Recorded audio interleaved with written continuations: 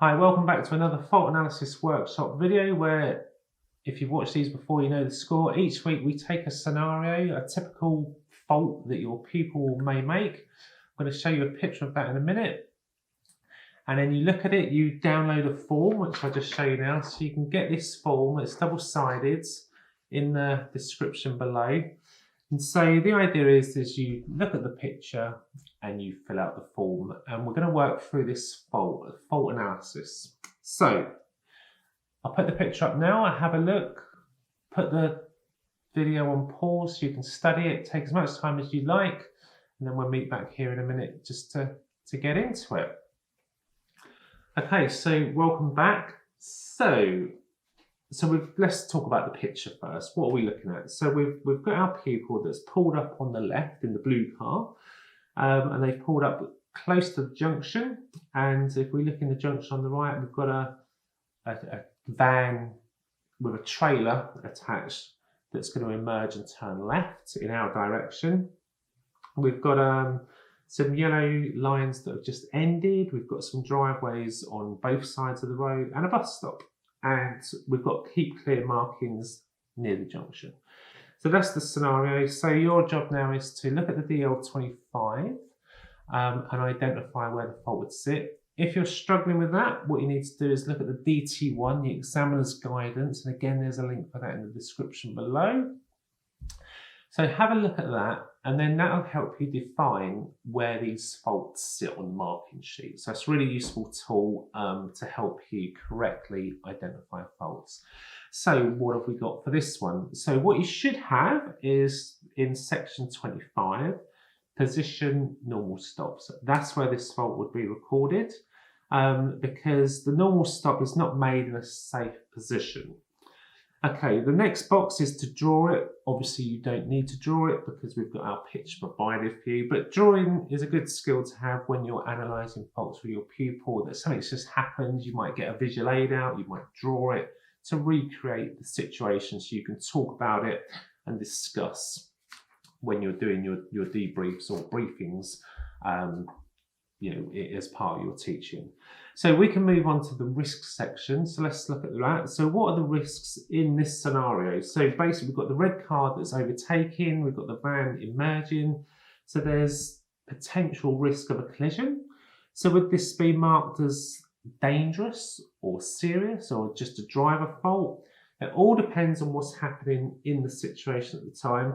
So if the red car starts to go round and the white van emerges, now the risk is obviously going up. So we'd be looking at a dangerous fault. It could even escalate to, I'd put this as a serious fault, but it could escalate to dangerous as the risk rises.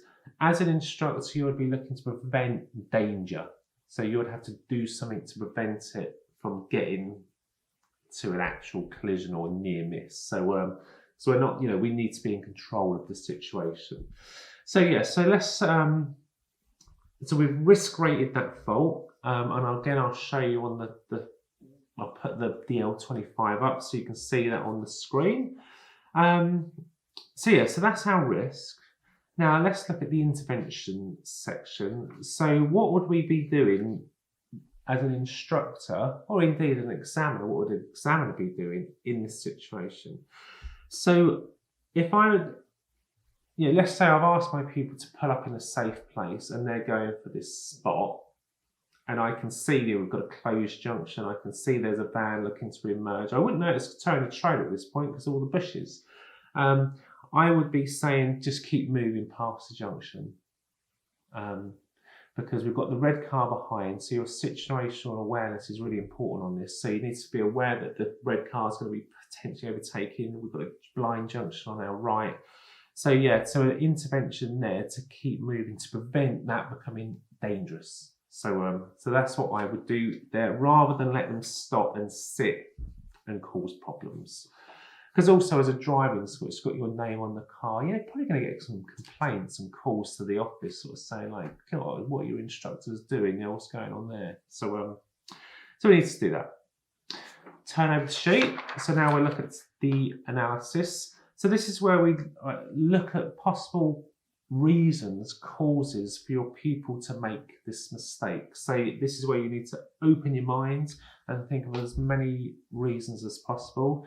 Now, something I like to do, and I've taken this from work done by Louise Walsh, where she's identified the high five skills of driving, which is really useful in this activity. So I'll put those on the screen. So let's just sort of talk through them. So we've got car control, we've got awareness, and awareness is obviously seeing observations, but also think about hearing, feeling. What if the car had a flat tire? We'd feel that, wouldn't we?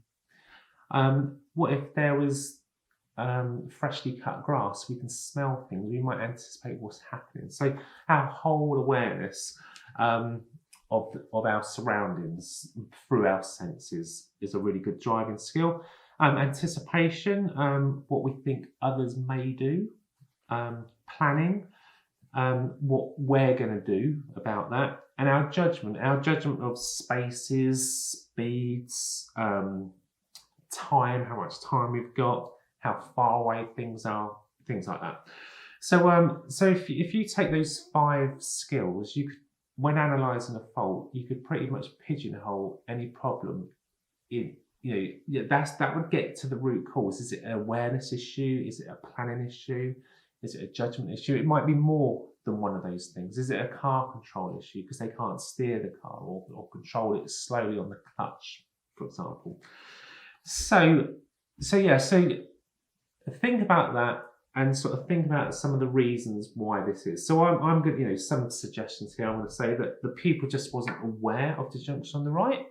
So they've looked at all the other things on that picture, like the bus stop, the lines, the driveways, and have tried to done their best to avoid that, but just wasn't aware of the junction to the right. So I'm sure you'll have lots more reasons, and that's the idea of doing this form. So think of as many reasons as you can, because we don't know why the people did something. That's our job to find out so we can fix it, get the right remedy for the problem. So let's move on to the remedy. So let's stick with the awareness issue. So so our pupil has got a lack of awareness of the junction to the right. So what would I be doing? I'd be explaining, educating the pupil when the car's stationary. So I'd find somewhere we could pull up and discuss. Talk about SCALP, safe, convenient and legal places. Revise that if they've heard of that before, just to sort of help them with that. I'd want to adapt the lesson plan at this point to meet the needs of the pupils, because they've shown a need that they're struggling to find safe places because they're unaware of some of the hazards that are in this situation. So we need to adapt the plan to meet their needs, go and do more practice on that, find sort of various situations where they can practice doing that. Putting up in safe places. So that would be good.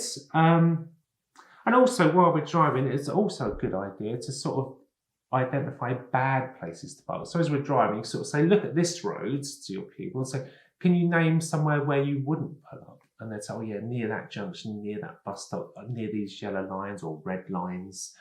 So we can sort of do that and coach and help them to try and think of good places, bad places, and let them make the decisions for the good places and sort of let them practice and get better at doing that. So let's move on to the questions. So sort of questions, this is the questions I'd be asking my people after the event. So I'd want to start off with, do you understand why I asked you to move past the junction? Okay.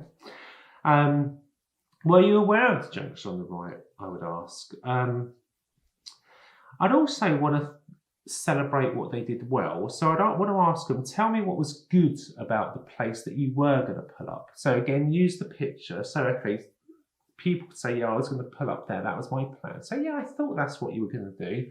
Do you understand why I asked you to move forwards? Have that conversation. But come on, tell me what was good about your position. Because there is good things that they've done here. Yes, they've made a mistake. So let's talk about the good things. So look at the picture. So the pupil has avoided the bus stop. They might have made a conscious decision to think, well, I don't want to stop opposite a bus stop because that'll cause a problem when the bus comes. So that's a good good, well done. I wanted to avoid the yellow lines on that road because I know I can't park there. Good, so that's good. The driveways, I tried to avoid the driveways. I tried to avoid the keep clear markings near the junction. So what they've actually shown is a good level of awareness. But let's say there's 5 things that they needed to get right here. They got 4 of them right, but 1 of them wrong. One of them being near the junction that would cause danger, hence we've asked them to move on. So always recognise what your pupils are doing well and encourage that, because that little spark of what they've got, we want to develop that, nurture that, and get them to keep doing the good things and just change the things that aren't so good. So that would be definitely in my line of questioning there. Think about what they did well.